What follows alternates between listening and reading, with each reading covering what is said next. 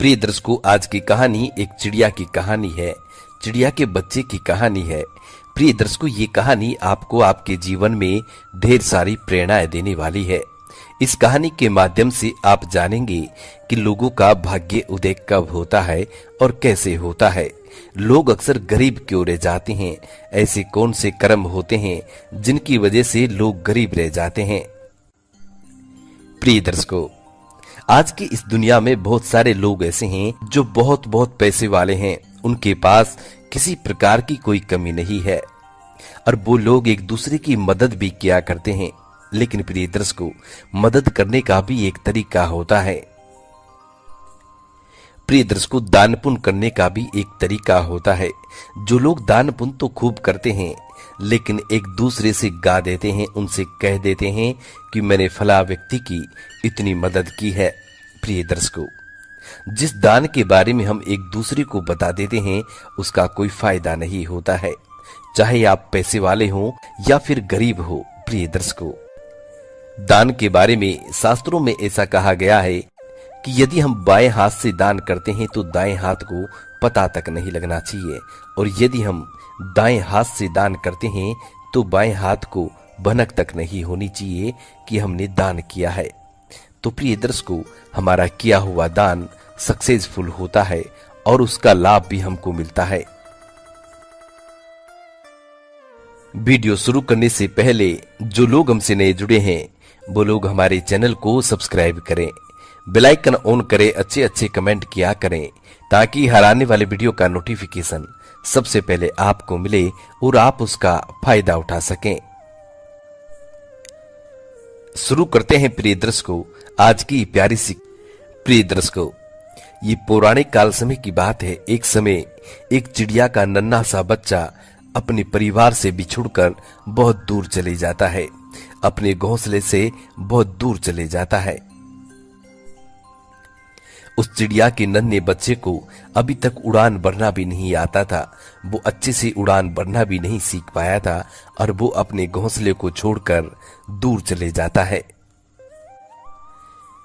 चिड़िया के उस प्यारे से बच्चे ने, नन्हे से बच्चे ने अभी उड़ान भरना शुरू ही किया था, अभी सीख रहा था। प्रिय दर्शकों, अब उधर उस चिड़िया के नन्हे बच्चे के माता पिता बहुत परेशान होते हैं। अपने बच्चे को इधर उधर ढूंढते हैं, लेकिन फिर भी उनका बच्चा उनको नजर नहीं आता। इधर उधर खूब ढूंढते हैं, लेकिन फिर भी नजर नहीं आता। तो हार थक कर अपने घोंसले में बैठ जाते हैं और अपने बच्चे की आने की राह देखते हैं।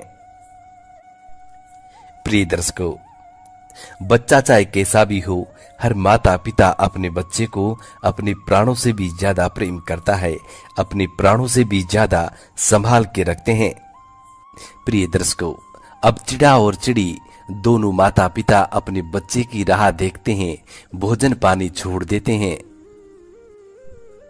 प्रिय दर्शकों, उधर चिड़िया का वो नन्हा सा बच्चा, उसे कुछ समझ में नहीं आ रहा था कि वो अपने घोंसले तक किस तरीके से पहुंचे। बार बार चिड़िया का वो नन्हा सा बच्चा उड़ान भरने की कोशिश करता, लेकिन फिर से जमीन पर गिर जाता, फिर से कोशिश करता और फिर जमीन पर गिर जाता। इसी तरीके से चिड़िया का वो नन्हा सा बच्चा काफी कोशिश कर रहा था, बार बार कुछ ऊपर तक उड़ता और फिर से जमीन पर गिर जाता। चिड़िया का वो नन्हा सा बच्चा काफी कोशिश करता है और काफी परेशान भी हो जाता है। प्रिय दर्शकों, कुछ दूरी पर कुछ कौवे बैठे हुए थे जो कि उस चिड़िया के बच्चे से बिल्कुल अनजान थे। कुछ कौवे मित्र एक साथ बैठे हुए थे और उस चिड़िया के बच्चे को, उस चिड़िया के नन्हे से बच्चे को देख रहे थे। वो देख रहे थे कि चिड़िया का छोटा सा बच्चा बार बार उड़ान भरने की कोशिश करता है और फिर से जमीन पर गिर जाता है। कौवे अपने मित्रों के साथ इस दृश्य को बड़े गौर से देख रहे थे। प्रिय दर्शकों, कुछ देर देखने के बाद वो दोनों कौवे उस नन्हे बच्चे के करीब आते हैं, उस चिड़िया के नन्हे बच्चे के पास आते हैं। कौवों को अपने पास आता हुआ देखकर चिड़िया का वो नन्हा सा बच्चा अब काफी घबरा जाता है, डरने लगता है, सोचने लगता है कि ये काले कलूटे पता नहीं कौन से पक्षी मेरे पास आ गए हैं। हो सकता है कहीं मुझे मार ना दे, कहीं मुझे क्षति ना पहुंचा दे। यही सोचकर चिड़िया का वो नन्हा सा बच्चा बहुत परेशान हो जाता है और डरने लगता है। जब कौवे दोनों मित्र उस चिड़िया के नन्हे से बच्चे के पास पहुंचते हैं और उससे बोलते हैं कि क्या हुआ नन्हे पक्षी, काफी परेशान नजर आ रहे हो। तब वो चिड़िया का नन्हा सा बच्चा बोला कि मैं रास्ता भटक गया हूं, मान्यवर क्या आप मुझे मेरे घर तक पहुंचा सकते हैं, और मुझे शाम होने से पहले अपने घर लौटना है। मुझे उड़ान भरना नहीं आता है, अभी मैं उड़ान भरना सीख रहा हूं। और वो चिड़िया का नन्हा सा बच्चा कहता है कि मेरे माता पिता, मेरे घर वाले बहुत परेशान हो रहे होंगे, इसलिए मान्यवर क्या आप मुझे उड़ान भरना सिखा सकते हैं, या फिर आप मुझे मेरे घर तक पहुंचा सकते हैं। और वो चिड़िया का नन्हा सा बच्चा दोनों कौवों से कहता है कि मान्यवर मैं काफी देर से कोशिश कर रहा हूं, पर कामयाब नहीं हो पा रहा हूं। मुझे कामयाबी नहीं मिल रही है क्योंकि मैं अभी उड़ान भरना नहीं जानता हूं। प्रिय दर्शकों, उस चिड़िया के नन्हे से बच्चे की इतनी बात सुनकर दोनों कौवे काफी देर सोचने लग जाते हैं। और दोनों कौवे काफी देर सोचने के बाद उस चिड़िया के नन्हे से बच्चे से कहते हैं कि जब तुमने उड़ान भरना सीखा नहीं है तो इतनी दूर क्यों आ गए हो, इतनी दूर कैसे निकल कर आ गए हो, क्या जरूरत थी तुम्हें इतनी दूर आने की। प्रिय दर्शकों, अब दोनों कौवे उस चिड़िया के नन्हे से बच्चे की मिलकर मजाक उड़ाने लगते हैं, उसकी हंसी उड़ाते हैं। प्रिय दर्शकों, जब चिड़िया के नन्हे से बच्चे की दोनों कौवे मजाक उड़ाते हैं, हंसी उड़ाते हैं, ठिठोली करते हैं, तो चिड़िया के उस नन्हे से बच्चे को गुस्सा बहुत आता है, बहुत क्रोधित होता है, लेकिन वो कर भी कुछ नहीं सकता था। प्रिय दर्शकों, उन दोनों कौवों में से एक कौवा थोड़ा समझदार था। तब वो एक कौवा उस चिड़िया के नन्हे से बच्चे से बोला कि देखो बच्चे, मैं उड़ान भरना जानता हूं और मैं अपनी मर्जी से ऊंची उड़ान भी भर सकता हूं, लंबी उड़ान भी भर सकता हूं और अपनी मर्जी से उड़कर कहीं भी जा सकता हूं। प्रिय दर्शकों, उस चिड़िया के नन्हे से बच्चे से इतना कहकर अब वो कौवा उड़ान भरता है। उस कौवे ने चिड़िया के नन्हे से बच्चे के सामने पहली बार उड़ान भरी और वह फिर थोड़ी देर के बाद लौटकर फिर से चिड़िया के नन्हे से बच्चे के पास आ गया। आकर के फिर से चिड़िया के बच्चे से कहने लगा कि बच्चा, क्या तुमने देखा है, मैंने अभी उड़ान भरी है और मैं अच्छी तरह उड़ना जानता हूं।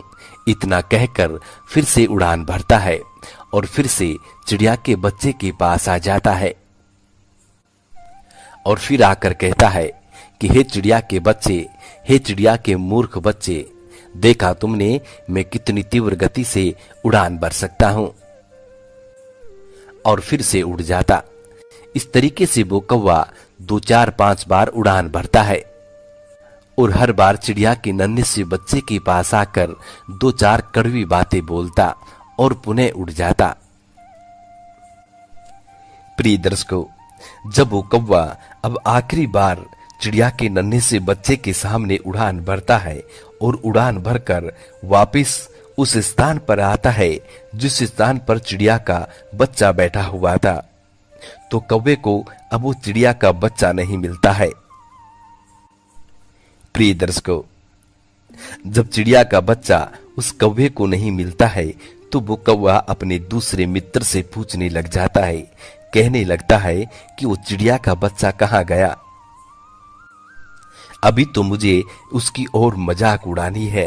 प्रिय दर्शकों, तब उस कौवा का दूसरा कौवा मित्र अपने मित्र को जवाब देता है कि मित्र, वो चिड़िया का बच्चा उड़कर चला गया है, उसने उड़ान भरना सीख ली है। प्रिय दर्शकों, वो कौवा अपने मित्र कौवे के मुख से इस बात को सुनकर बहुत खुश होता है। उसके चेहरे पर बहुत खुशी आती है। उसके चेहरे पर बहुत खुशी झलक रही थी। प्रिय दर्शकों, तब दूसरा कौवा मित्र अपने कौवे मित्र से पूछने लगता है, कहने लगता है कि मित्र, तुम्हारे चेहरे पर इतनी खुशी क्यों है? चिड़िया के उस नन्हे बच्चे ने तो उड़ान भर ली है, लेकिन तुम इतना खुश क्यों हो रहे हो? वो कौवा और अपने मित्र से कहता है कि तुम तो उसका इतना मजाक उड़ा रहे थे, फिर भी तुम इतने खुश क्यों हो रहे हो? प्रिय दर्शकों, तब वो कौवा अपने मित्र उस कौवे से कहने लगता है कि मित्र, तुमने सिर्फ मेरी नकारात्मकता पर ध्यान दिया है, लेकिन चिड़िया का वो नन्हा सा बच्चा मेरी नकारात्मकता पर काम और सकारात्मकता पर ध्यान दे रहा था। और मैं खुद भी यही चाहता था कि चिड़िया का ये नन्हा सा बच्चा मेरी उड़ान को देखकर वो किसी भी तरीके से उड़ना सीख जाए और यहाँ से अपने घर तक पहुंच जाए।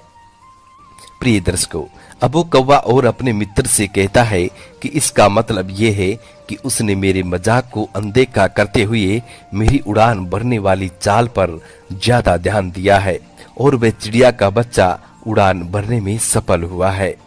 प्रिय दर्शकों, तब दूसरा मित्र पक्षी कौवा बोला कि जब तुम्हें उसे उड़ान भरना सिखाना ही था तो उसका मजाक बनाकर क्यों सिखाया? प्रिय दर्शकों, तब उस चिड़िया के नन्हे से बच्चे को सिखाने वाला कौवा अपने मित्र कौवा से कहने लगता है कि मित्र, चिड़िया के उस नन्हे से बच्चे के लिए हम दोनों ही अनजान थे और यदि हम उसको उड़ान भरने की सिखाने की कोशिश करते तो वो हम पर विश्वास नहीं करता। अनजान लोगों पर कभी भी कोई यकीन नहीं करता है, इसलिए वो चिड़िया का नन्हा सा बच्चा अपने जीवन की पहली उड़ान भरने के लिए तत्पर था और इसलिए मैं उसे सिखाना चाहता था। आप और मैं, हम दोनों उसके लिए अजनबी थे। अगर मैं उस पक्षी को सीधी तरीके से उड़ान सिखाता तो वह पूरी जिंदगी मेरे उपकार के नीचे दबा रहता।